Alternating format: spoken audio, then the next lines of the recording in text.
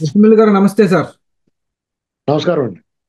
Sir అంటే ఈ పోలిక చేయకూడదు కానీ చేయాల్సి వస్తుంది. ఇండియా పాకిస్తాన్ క్రికెట్ మ్యాచ్ అంటే ఎంత ఫేవర్ ఉంటుందో దానికంటే ఎక్కువ ఒక పగ ప్రతీకార జ్వాల ప్రజల్లో వ్యక్తమవుతుందండి ఇప్పుడు పాకిస్తాన్ మీద. ఏదో చిన్నగా ఓ దెబ్బేసి వచ్చేయడం లేదా గిల్లు వచ్చేస్తే కూడా ప్రజలు ఒప్పుకునేలా లేరు. గట్టి గుణపాఠం చెప్పాలి అనేటువంటి ఒక దృఢమైనటువంటి ఒక డిమాండ్ పౌర సమాజం నుంచి కూడా వస్తోంది. ఇప్పుడు ఉన్న ఈ పరిస్థితుల్లో అంటే మీరు కూడా గతంలో ఎన్నో ఇండియా పాకిస్తాన్ యుద్ధాలు మీరు ఘర్షణలు అవి చూసుంటారు కాబట్టి అంటే మీకేమనిపిస్తుంది సార్? అంటే అణ్వాయుధాలు ఉన్న దేశాలు రెండు కూడాను అంటే ఆ, ఎంతవరకు ఈ యుద్ధం జరిగేటువంటి అవకాశాలు ఉన్నాయని మీరు భావిస్తున్నారు? కూర్చొని చెప్పండి. మొదటగా యుద్ధాన్ని మనం ఆహ్వానించకూడదని ఫస్ట్ పాయింట్. ఎందుకంటే ఇరుపక్కల తీవ్ర నష్టం జరుగుద్ది. ఆర్థికంగాను, సైనిక బలాలని విషయంలోను, వనరుల విషయంలో అంతా కూడా నష్టం జరుగుద్ది. కానీ ఇక్కడ భారతదేశం అనేటువంటిది శాంతి కాముకులతో నిండి ఉన్న శాంతి కాముక దేశం. ఇది గుర్తుపెట్టుకోవాలి. ఈ ప్రపంచంలోనే అత్యంత శాంతి కాముక దేశం ఏదైనా ఉందంటే భారతదేశం మాత్రమే. ఆనాటి నుంచి ఈనాటి వరకు కూడా. ఈవెన్ వలస పాలకుల విషయంలో కూడా స్వాతంత్ర్యం తెచ్చుకోవడానికి కూడా అహింసా మార్గాన్ని ఎంచుకున్న దేశం ఇది. ప్రజలున్న దేశం ఇది. అప్పట్లో కూడా యుద్ధం చేద్దామన్న నేతాజీకి మద్దతు ఇవ్వలే చాలా మంది నాయకులు కూడా. యాక్చువల్గా ఆ రోజే మనం యుద్ధం చేస్తుంటే డెఫినెట్ గా వాళ్ళందరినీ తరివేసి ఉండేవాళ్ళు.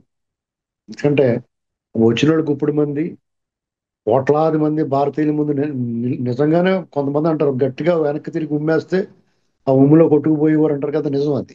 అయినా సరే మన మనస్తత్వాలు అటువంటివి కాదు.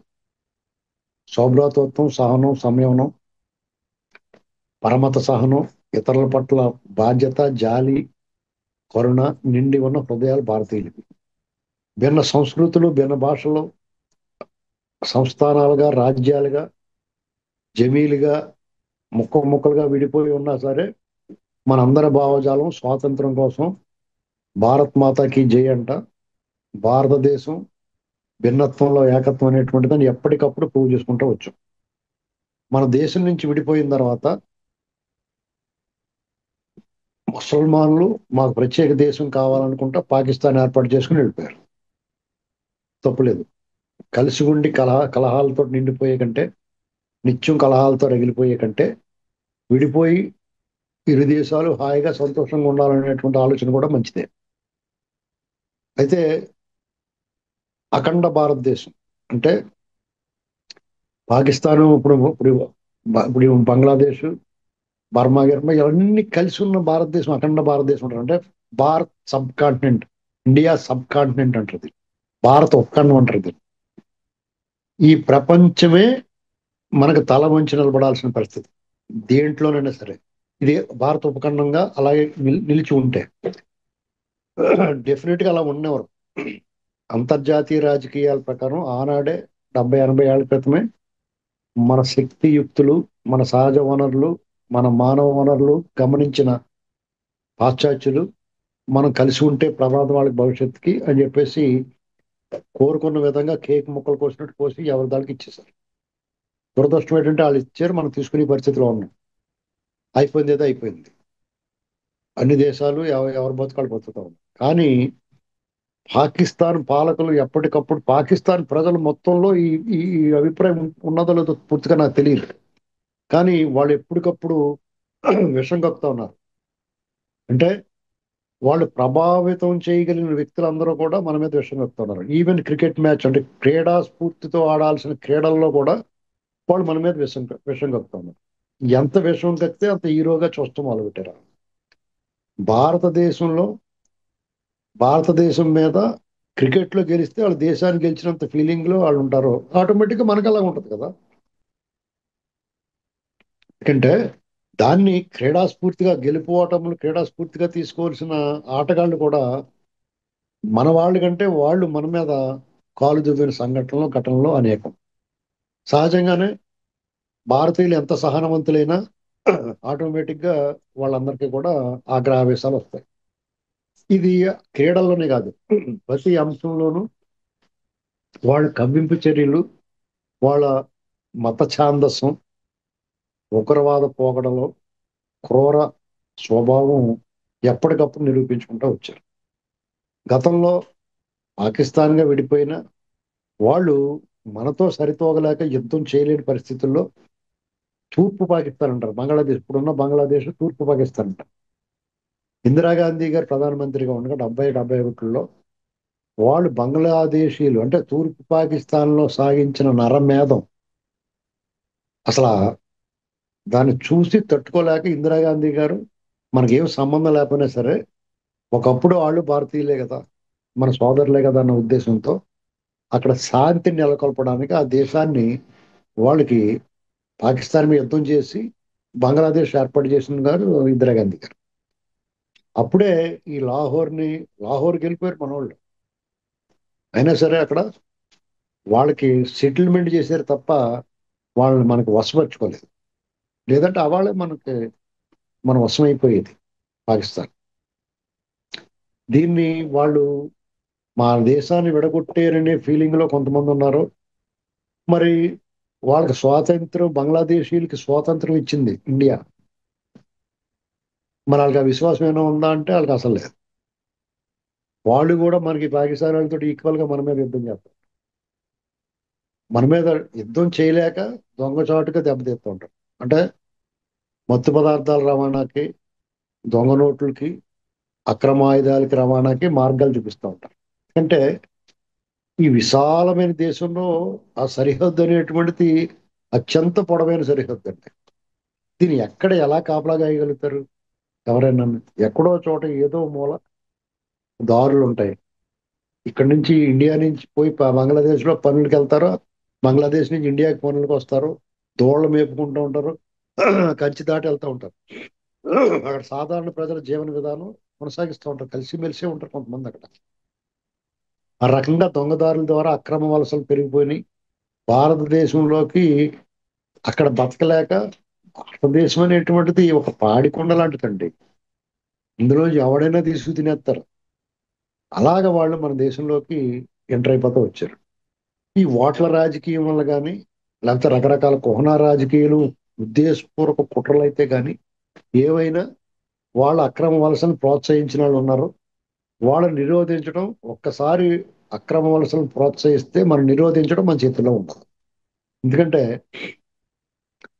భారతదేశం నడిపొట్టు దక్కన పీఠభూమి హైదరాబాద్ లో కూడా ఉగ్రమూకల ఆనవాళ్లు కనపడుతూ ఉన్నాయి ఎప్పటికప్పుడు. నిన్నగాక మొన్న వార్తలు వచ్చినాయి, విజయవాడలో కూడా వాళ్ళ కదలికలను గమనించారు. ఇంక మనం ఎక్కడ కాపలా గాయగలమండి, ఎక్కడ ఆపగలమండి? ఇలాంటి పరిస్థితుల్లో పాకిస్తాన్ మన మీద విద్వేషపూరితంగా, మన మన తాలూకు సంపద ఈ సరిహద్దు కాపలాకే అయిపోతా ఉంది. ఇది అసలు ఆహ్వానించదగ్గ పరిణామం కాదండి. వాళ్ళు మనం కలిసి మెలిసి స్నేహపూర్వకంగా ఉంటే ఇరు దేశాలకి ఎంతో బాగుండేది కదండి. సంస్కృతి అటు ఇటు మార్చుకుంటా సోదర భావంతో అంతా కలిసి ఉన్నాం కదా, వలస పాలకులను ఎదుర్కొన్నాం కదా. ఈ భావావేశం, ఆ అభిమానం వాళ్ళకి ఎందుకు లేదు అంటే వాళ్ళలో ఒక రకమైన క్రూరత్వం ఉంది. పాకిస్తాన్ పౌరులు 90% మంది భారతదేశం పట్ల ఎందుకు ద్వేషంతో ఉంటారో నాకు అర్థం.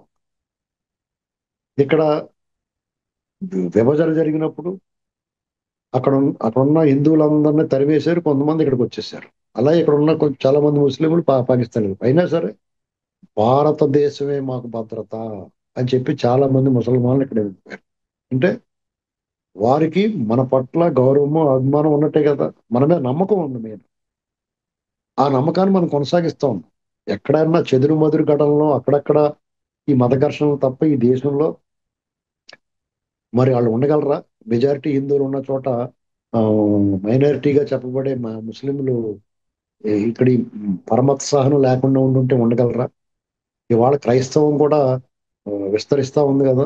అయినా సరే ఎక్కడన్నా ఏ గొడవలు ఉన్నాయో, మణిపూర్లో జరిగిందంటే అది ఉద్దేశపూర్వకంగా తెగల మధ్య గొడవ, మతాల మధ్య గొడవగా దాన్ని చిత్రీకరించారు. ఇలాంటి పరిస్థితుల్లో మరి ఏం చేయాలి ఈ దేశం? మనం అద్దాల మేడలో ఉన్నామా, లేకపోతే మనం ఎన్నాళ్ళు ఈ సహనం వహించాలి? పాకిస్తాన్ పట్ల మనం వాళ్ళు చేసే ఈ ఉగ్ర కుట్రలో ఈ ఉగ్రవాద దాడులు వాళ్ళు ఏం సాధించదలుచుకున్నారు? వాళ్ళకి మద్దతు ఇచ్చే దేశాల పట్ల ఈ యునైటెడ్ నేషన్ ఏం చేస్తుంది?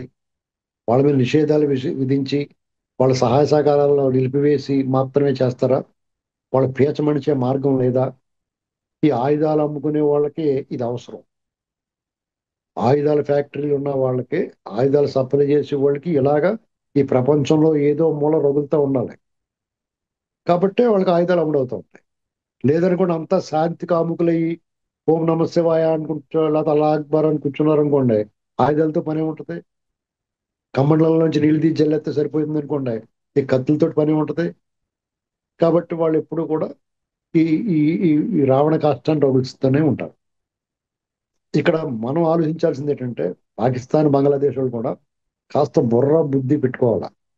సరిహద్దు దగ్గర ఇరుపక్షాల కూడా ఎంత ఇబ్బంది కలుగుతుంది, అటు ఇటు కూడా సైనిక పటాలాలు ఎంత క్లిష్టమైన పరిస్థితుల్లో, అలాంటి వాతావరణంలో వాళ్ళు యుద్ధం జరగకపోయినా ప్రాణాలు కోల్పోతా ఉన్నారు.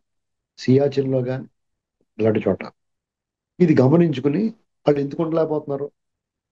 వాళ్ళని ఆ వైపుకి ఎందుకు నడిపించలేకపోతున్నారు? దేశాధినేతలు అటు ఇటు కూడా ఎందుకుని కూర్చుని కొద్దిగా ఈగోలు తగ్గించుకుని, పాకిస్తాన్ చిన్న దేశం, వాళ్ళ అభివృద్ధి ఏం అభివృద్ధి చెందిందండి ఆ దేశం? ఇవాళకి పరిస్థితి వాళ్ళ పరిస్థితి చాలా దారుణంగా ఉంది కదా. మన దేశం డెఫినెట్ గా అభివృద్ధి చెందింది, ఇంకా అభివృద్ధి చెందుతుంది. ఇలాంటి పెంటగోళ లేకపోతే మనం ఇంకా ముందుకెళ్తాం. ఇది ఓట్ల రాజకీయం అనేటువంటిది మనల్ని దిగజారు చేస్తుంది. మన తాలూకా నాయకుల వికృత మనస్తత్వాలు కూడా మనం ఈ స్థితికి చేరుకోవడానికి ఆనాటి నుంచి ఈనాడు వరకు కూడా స్వార్థము, అధికార కాంక్ష, పదవి లాలస, పదవుల మీద ఉన్న మక్కువ మమకారం, ప్రజల పట్ల బాగోగుల పట్ల వాళ్ళకి లేదు. అటువంటి నాయకులు ఏనాడో అంతరించిపోయారు.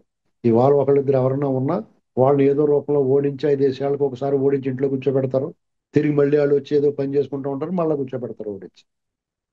ప్రజల్లో కూడా ఈ రకమైన భావావేశాలు, ఎమోషనల్ అటాచ్మెంట్లు, భావోద్వేగాలు రెచ్చగొట్టి భావోద్వేగాలు రెచ్చగొడితే ప్రాంతం కానీ కులం కానీ మతం దీనికి లోనైన వాళ్ళు, మత్తు పదార్థాలకు బానిసైన వాళ్ళకంటే కూడా ప్రమాదం రోగగ్రస్తులు. ఎందుకంటే ఎమోషనల్ గా మీరు కనెక్ట్ అయ్యి వాళ్ళు ఏదైనా ఎమోషనల్ గా మీరు నిర్ణయాలు తీసుకుంటే ఖచ్చితంగా అది చీటు చేస్తారు. ఎప్పుడైనా ఇక్కడ పాకిస్తాన్ కాశ్మీర్ లో జరిగిన ఉగ్రదాడి ఖచ్చితంగా నిఘా వైఫల్యమే. అక్కడ భారత ప్రధాని, ఎన్డీఏ ప్రభుత్వం సాహసోపేతమైన నిర్ణయం తీసుకుంది. స్వాతంత్ర్యం వచ్చిందా ఇన్ని సంవత్సరాల తర్వాత ఆ ఆర్టికల్ ని టచ్ చేయడం కూడా ఆలోచించిన వాళ్ళు వీళ్ళు అత్యంత ధైర్య సాహసాలతోటి నిర్ణయం తీసుకుని కాశ్మీర్ ని విముక్తం చేశారు. ఈ దేశ ప్రజలందరికీ కూడా అక్కడ నివాస యోగ్యం కల్పించారు. కాశ్మీర్ అనేటువంటిది అందరిది, ఏదో కొందరిది మాత్రమే కాదు అనేటువంటి దాన్ని చెప్పారు. కాబట్టి ఈ ప్రభుత్వం మీద నిందలేస్తున్నారు కొంతమంది, ఇదేదో ఎలక్షన్ స్టంట్, లేదో ఎమోషనల్ బిల్డప్ చేయడం అన్నారు. ఆ పని ఎందుకు చేస్తారండి వాళ్ళు? వాళ్ళ తాలూకు ఆ వాళ్ళు సృష్టించింది అది. ఆ వాతావరణం వాళ్ళు ఎందుకు చెడగొట్టుకుంటారు? అక్కడ కాశ్మీరు అక్కడ గొడవ లేకుండా ఉండాలని కోరుకునే వాళ్ళు ఫస్ట్ ఎన్డీ గవర్నమెంట్ ఉంటుంది, బీజేపీ ఉంటుంది. మన ఆ విషయంలో బీజేపీకి కొన్ని విధానాల్లో నేను వ్యతిరేకిస్తాను, కానీ ఈ విషయంలో మాత్రం బీజేపీ తప్పెందుకుంటుందండి? అంటే వాళ్ళ పౌరులను వాళ్ళు చంపుకుంటారా? ఈ విషయంలో సమన్వయంతో మాట్లాడాలి ఎవరన్నా. అక్కడ జరిగింది ఉగ్ర దాడి, భారతదేశం మీద దాడి. అలాగే అక్కడ కొన్ని దురదృష్టకరమైన సంఘటనలు, హిందువుల ముస్లింల వ్యత్యాసం వేరు వేరు చేసి చంపారంటున్నారు. అది కూడా కుట్రే. ఎలాగంటే భారతదేశంలో అంతర్గతంగా కలహాలు సృష్టించాలి. అంతర్గత కలహాలు వస్తే ఒక వర్గం అభద్రతా భావంలోకి వెళ్ళాలి. అది ఎవరికి లాభం? పాకిస్తాన్కి లాభం. పాకిస్తాన్కి లాభించే ఆ ఉగ్ర ముఠాలకు లాభించే దేనికి కూడా మనం పొత్తాసు పలకకూడదు, దానికి వ్యతిరేకంగా ఉండాలి. ఇంకొక ఆహ్వానించదగ్గ పరిణామం ఏంటంటే, అక్కడ ఉగ్రదాడి జరిగిన కాశ్మీర్ పర్యాటకుల సంఖ్య మళ్ళా పెరుగుతూ వచ్చింది. ధైర్యంగా భారతీయులు ధైర్యము, సాహసము, శౌర్యము, ప్రతాపము ఉన్న వాళ్ళని నిరూపించుకుంటున్నారు. ఎవరు వెనకడుగేయకుండా అక్కడికి వెళ్ళి ఆ పర్యాటక ప్రాంతాన్ని సందర్శిస్తున్నారు. ఇది ఆహ్వానించదగ్గ పరిణామం. ఈ రకంగా ప్రోత్సహించి ఈ ప్రభుత్వం వాళ్ళందరికీ, పర్యాటకులందరినీ మరింతగా వచ్చేలాగా చేసి పాకిస్తాన్కి గట్టి బుద్ధి చెప్పాలి. అక్కడ లోకల్ గా ఉండే స్థానికులు కూడా ఇటువంటి ఉగ్రవాదులకు ఆశ్రయం ఇవ్వడం చేయకూడదు. ఎందుకంటే తిని కూట్లో మన్ను పోసుకున్నట్టు. వాళ్ళ ఆదాయం పర్యాటకుల మీద ఆదాయం వస్తుంది. అతిథి దేవో భవ. ఆ అతిథుల పట్ల వాళ్ళు నరమేధం చేస్తుంటే వాళ్ళకి ఆశ్రయం ఇచ్చినోడు కూడా నేరస్తుడే. వాళ్ళు చనిపోయే వరకు ఉరి తీయాలి అటువంటి వాళ్ళని. కాబట్టి మీ పక్కన ఉన్నవాడు ఎవడన్నా ఈ ఉగ్రవాదులకు ఆశ్రయం ఇచ్చినా, వాళ్ళ కదలికలు అనుమానాస్పదంగా ఉన్నా స్థానికులే వాళ్ళని వెలివేసి వాళ్ళని అక్కడి నుంచి తెరవేయాలి. మిలిటరీ వచ్చితే కాకూడదు. ఎందుకంటే మీరు తినే కూడులో మన్ను పోస్తున్నారు.